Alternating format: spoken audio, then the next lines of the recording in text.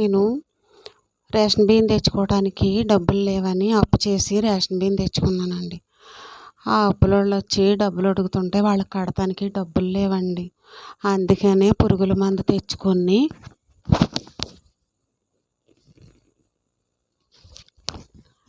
Apple జ్యూస్లో కలుపుకున్నానండి తాగేద్దామని, చచ్చిపోదామని. ఈలోపు నాకు అప్పు ఇప్పించిన వాళ్ళు వచ్చి, నువ్వు బియ్యం లేవంటే డబ్బులు ఇప్పించాం కదా, అవి ఇవ్వలేదు, ఇవ్వటానికి డబ్బులు లేవు కానీ నీకు యాపిల్ జ్యూస్ తెచ్చుకుని తాగటానికి అయితే నీకు డబ్బులు ఉన్నాయా, ఇటు ఇవ్వని లాక్కొని తాగేశారండి.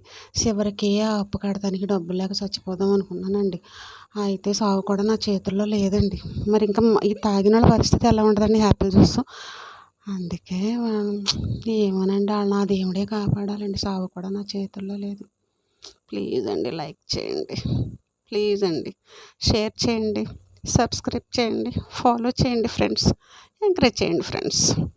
మీకు కూడా రేషన్ బియ్యానికి డబ్బులు లేకపోతే అప్పు చేయకండి ఫ్రెండ్స్. నాలాగా యాపిల్ జ్యూస్ తెచ్చుకోవడానికి కూడా డబ్బులు ఉండవు కదా friends. Okay friends, bye friends, ఉంటాను ఫ్రెండ్స్.